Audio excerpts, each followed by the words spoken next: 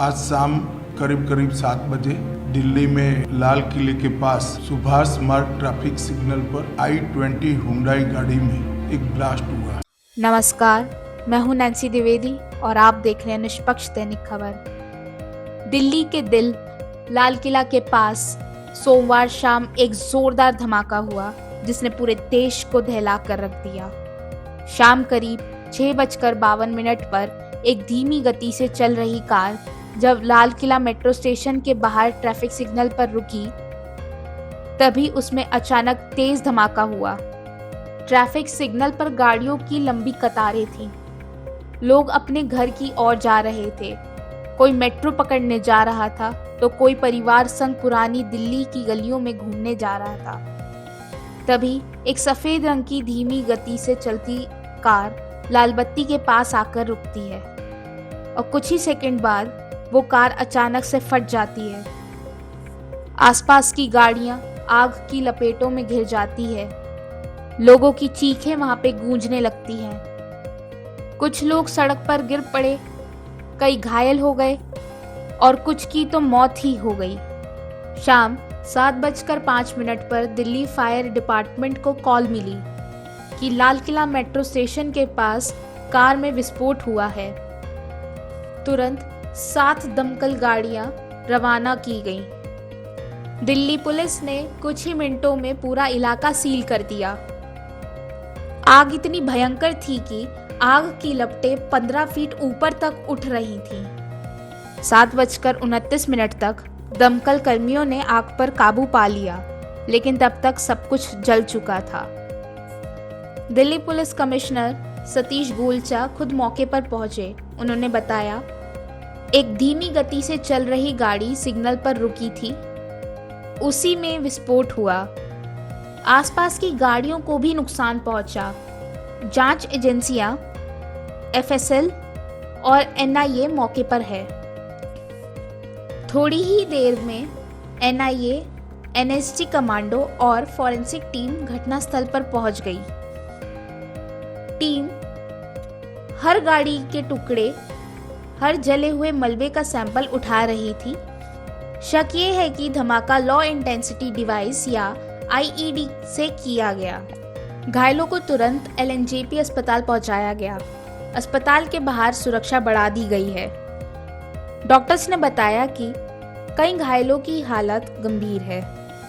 कम से कम 9 लोगों की मौत की पुष्टि की जा चुकी है, जबकि कुछ लोगों की पहचान करना ही मुश्किल हो गया है क्योंकि शरीर पूरी तरह से झुलस चुके हैं। लेकिन जैसे ही खबर फैली, प्रधानमंत्री नरेंद्र मोदी ने तुरंत हालात की जानकारी ली।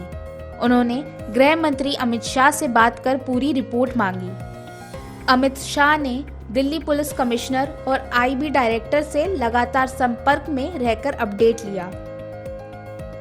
NSG और NIA की टीमों को घटना स्थल पर तैनात किया गया। दिल्ली में तो हाई अलर्ट पहले से ही जारी हो चुका था, लेकिन धमाके के तुरंत बाद उत्तर प्रदेश और महाराष्ट्र को भी अलर्ट पर रखा गया। उत्तर प्रदेश के ADG law and order Amitabh Yash ने बताया कि राज्य भर में धार्मिक स्थलों, सीमावर्ती जिलों और संवेदनशील इलाकों में पुलिस को सतर्क रहने का निर्देश दिया गया है। वहीं महाराष्ट्र में मुंबई पुलिस को प्रिकॉशंस अलर्ट जारी किया गया। राज्य के सभी पुलिस कमिश्नर और जिला प्रमुख को निर्देश मिले हैं कि किसी भी संदिग्ध गतिविधियों पर तुरंत कार्रवाई की जाए। विपक्ष ने भी घटना पर दुख जताया। कांग्रेस नेता पवन खेड़ा ने कहा, ये बेहद दुखद हादसा है। सरकार को चाहिए कि वह इसकी पूरी तरह से और तेजी से जांच कराएं। सोशल मीडिया पर भी लोगों का गुस्सा और दुख दोनों देखा जा सकता है। #Delhi Blast और #Red Fort Explosion जैसे हैशटैग ट्विटर पर ट्रेंड कर रहे हैं। लोगों ने सवाल उठाया कि दिल्ली जैसी कड़ी सुरक्षा वाली जगह पर आखिर इतना बड़ा विस्फोट कैसे हो सकता है। जांच एजेंसियां अब कई एंगल से पड़ताल कर रही है। क्या ये आतंकवादी हमला था या किसी स्थानीय गैंग या नेटवर्क की करतूत? CCTV फुटेज खंगाले जा रहे हैं।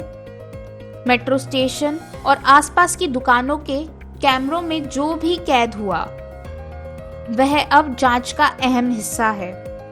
सूत्रों के अनुसार विस्फोटक सामग्री वाहन के पीछे वाले हिस्से में रखी गई थी। फॉरेंसिक रिपोर्ट आने के बाद ही स्पष्ट हो पाएगा कि ये RDX, अमोनियम नाइट्रेट या किसी अन्य केमिकल विस्फोटक का इस्तेमाल किया गया था। रात 9 बजे तक पूरा इलाका सन्नाटे में डूब चुका था। जहां दिन भर रौनक रहती थी, वहां अब सिर्फ जली हुई गाड़ियां और टूटे हुए शीशों के ढेर थे। फुटपाथ पर बिखरी चप्पलें, मोबाइल के टुकड़े और खून के निशान, हर चीज गवाही दे रहा है कि कुछ ही मिनटों में जिंदगियां कैसे बदल गईं। स्थानीय लोगों ने कहा कि उन्होंने पहले तेज धमाका सुना, फिर काले धुएं का बादल उठा। कुछ लोगों ने मदद करने की कोशिश भी की, लेकिन आग इतनी भयंकर थी कि पास जाना मुश्किल था। फिलहाल NIA और दिल्ली पुलिस की संयुक्त टीम ने केस दर्ज कर लिया है। कार का नंबर, मालिक की पहचान और रूट डिटेल्स की पड़ताल जारी है। पुलिस के मुताबिक ये गाड़ी हाल ही में कश्मीरी गेट इलाके में देखी गई थी। अब पूरे देश की निगाहें दिल्ली पुलिस और जांच एजेंसी पर हैं। हर कोई यही पूछ रहा है, क्या ये हादसा था या कोई बड़ी साजिश?